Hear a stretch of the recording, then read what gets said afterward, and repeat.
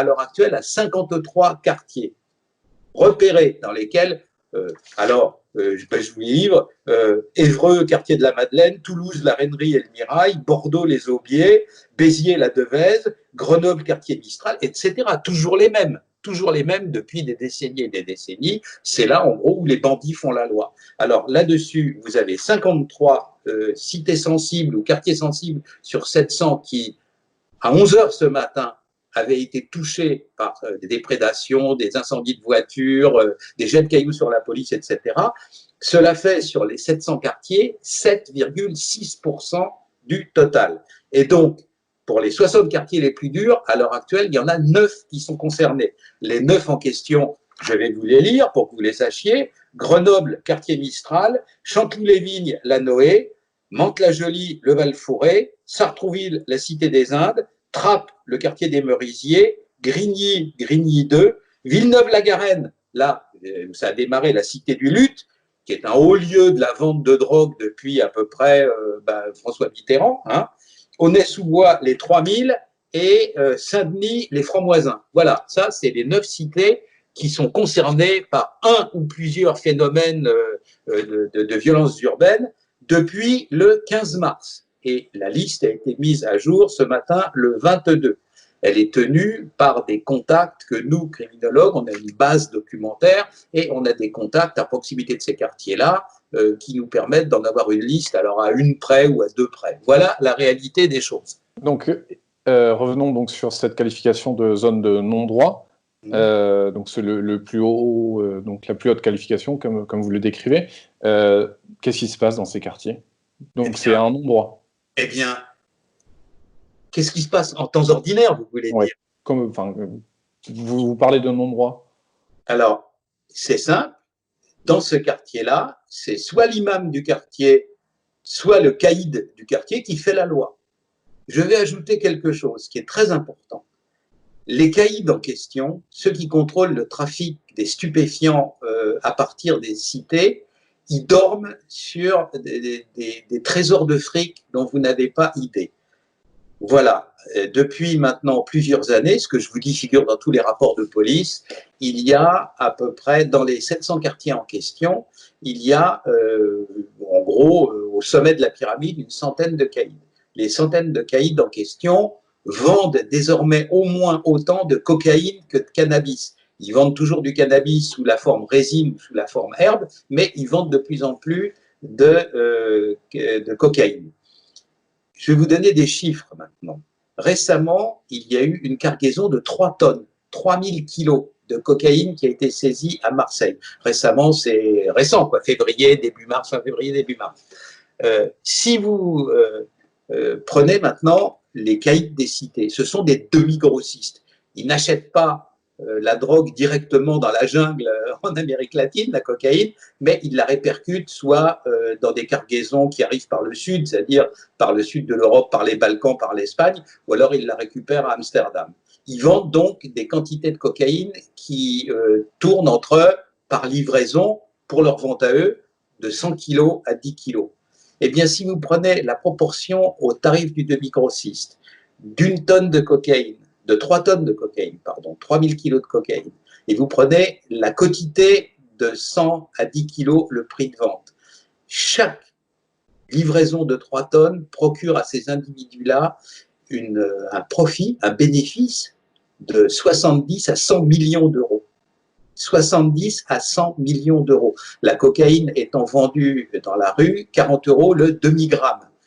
Vous voyez, multiplié par des tonnes, etc., le grossiste, il prend ce qu'il doit prendre, le demi-grossiste, il prend ce qu'il doit prendre. Et ce qu'il doit prendre sur une cargaison de 3 tonnes de cocaïne, c'est de 70 à 100 millions d'euros. J'ai fait refaire tous les calculs par des copains des stupes et ils sont bons. Vous voyez qu'ils ne sont pas à la gorge à une journée près, qu'ils peuvent entretenir la cité pendant 15 jours ou 3 semaines, le temps qu'on puisse recommencer le business. Parce que, bien entendu, toujours de non-deal, c'est de l'argent perdu. Alors, ils sont comme les commerçants normaux, ils sont comme, si vous voulez, les hôteliers. Bien entendu, ce sont des malfaiteurs et il faudra les mettre en prison, mais ils ont exactement les mêmes problèmes. Sauf que ils ont des réserves gigantesques, parce que l'argent qu'ils touchent, il n'est pas soumis à impôt. Il est sur des comptes à Dubaï ou je ne sais pas trop où, alors gardé sous forme de billets dans les caves. Et donc, ils ont toute la réserve pour tenir. C'est ça la situation dans les cités actuelles. Je peux vous dire une chose, c'est que du haut en bas de l'institution de la police et de la gendarmerie, et même chez les préfets, l'amertume est grande. Hein. On ne les utilise pas comme on devrait les utiliser.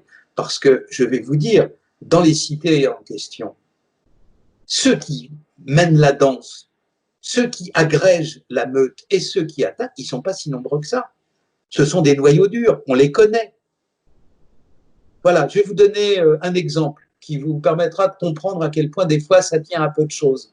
Un beau jour, dans la grande banlieue parisienne, c'est-à-dire Essonne ou quelque chose comme ça, les statistiques criminelles à la fin de l'année baissent énormément. C'est-à-dire les agressions, les violences urbaines, etc., par rapport à l'année d'avant, moins 50%, quelque chose comme ça.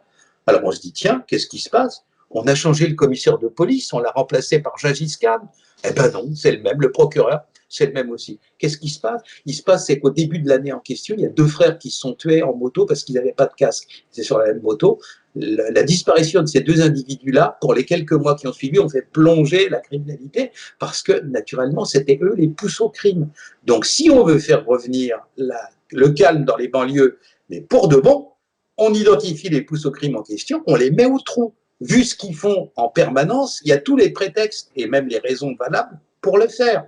Et on n'écoute pas Madame Belloubert, ah ben non, il risque d'attraper, vous pensez donc que s'il tombait malade, ça serait dommage. Moi, le zèbre, je veux la mort de personne, bien entendu, mais si le zèbre de Villeneuve-la-Garenne, qui a été blessé, était resté chez lui tranquillement, il ne lui serait pas arrivé ce qui lui est arrivé. Sa maman des cités ou pas, aurait dû lui conseiller de rester chez lui, quoi.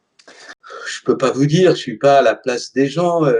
Les émeutes de la faim, ça me paraît quand même, comment dire, un peu gros à dire, parce que là aussi, il faut bien comprendre une chose, c'est que l'économie souterraine, elle enrichit ces quartiers-là. Ce n'est pas du Zola. Les garçons en question, ce ne sont pas des émules de Jean Valjean, quoi, qui va aux galères parce qu'il a volé un morceau de pain. Ce sont des sottises. Je viens de vous dire 3 tonnes de cocaïne de vendues pour le demi-grossiste, 70 à 100 millions d'euros. Comprenez ce que ça veut dire? Alors moi, j'ai fait un calcul une fois. On nous serine toujours que la Seine-Saint-Denis, c'est le département le plus pauvre de France. Ok, sauf que c'est faux. Parce que si on réintroduit la quotité d'économie souterraine, c'est-à-dire que si on... Vous savez, maintenant, l'Union européenne oblige à mettre certaines activités criminelles dans le produit intérieur brut, parce qu'autrement, c'est déséquilibré et on n'y comprend plus rien. Et donc, on met le même quota que l'Union européenne. Alors, la France, qui est quand même, en termes de fonction publique, un pays de faux cul, mais alors grave, ils envoient ces statistiques-là pour Eurostat à Bruxelles, mais ils ne les publient pas en France. Alors moi, j'ai cherché dans les statistiques Eurostat à Bruxelles et j'ai retrouvé. Si on réintroduit le même quota d'économie souterraine dans l'économie de la Seine-Saint-Denis, c'est le 2e département le plus riche de la région parisienne et c'est un des 10 plus riches de France. Évidemment, ils ne vont pas déclarer au fisc l'argent de la cocaïne ou de l'héroïne ou des putes, des petites jeunes filles mineures qui mettent sur le trottoir, etc. Évidemment, ils ne vont pas le faire. Donc, oui, mais vous parlez de souterraine. Oui, mais vous dites qu'en gros, qu'ils arrosent les cités et tout ça, mais c'est pas des Robin des Bois non plus. Mais non, mais c'est leur clan. Ces gens-là ne vivent pas seuls, ils vivent en clan ou en tribu, évidemment. C'est-à-dire que le dealer, il arrose 20 personnes autour de lui. Comment vous croyez qu'ils vivent? À part le RSA, mais compte tenu du train de vie, ça ne permet pas de boucler la fin du mois. Comment imaginez-vous? Mais chaque four, un four, c'est un endroit où on vend la drogue. C'est un plan, on disait dans le temps. Maintenant, aujourd'hui, on dit un four. C'est-à-dire chaque four rapporte de 10 000 à 20 000 euros par jour. Alors, évidemment, beaucoup d'argent est aspiré par le sommet, mais il y a ceux qui chauffent à l'entrée de la cité, il y a ceux qui vont faire les approvisionnements entre l'endroit où la drogue est garée et puis l'endroit où on la vend, il y a ceux qui sont les vendeurs, il y a ceux qui surveillent le dispositif parce que les voleurs se volent entre eux, donc il y a une autre équipe qui peut venir leur piquer leur drogue, etc. Et donc l'ensemble du dispositif, ça fait à chaque fois des centaines de personnes impliquées et donc des dizaines de personnes dans chaque famille qui sont arrosées par ça. C'est quelque chose qui inonde. La preuve, mais là encore, c'est pas des élucubrations, la preuve, il y a quelques années de ça, il y a eu une très grosse opération de stup qui a eu lieu dans une cité de Seine-Saint-Denis. Vous allez rire, 2 mois plus tard, 40 à 50% des habitants de la cité n'arrivent plus à payer leur loyer, que d'ordinaire ils payent en liquide.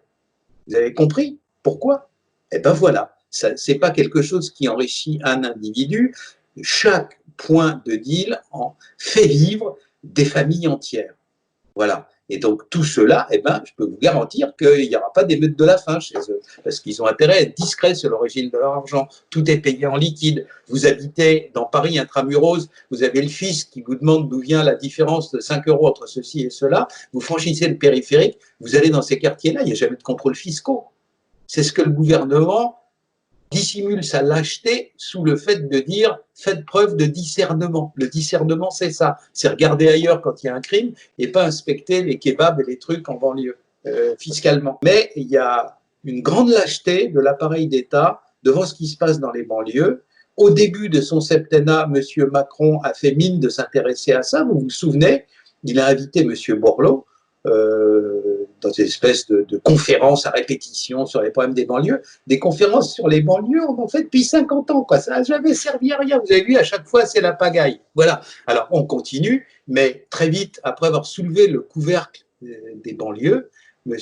Macron l'a refermé en disant « Oups, ça sent pas bon », et il a renvoyé M. Borloo à ses chères études, tourner manège, hop, un petit tour, et puis rentre chez lui, et depuis, naturellement, on ne fait plus rien.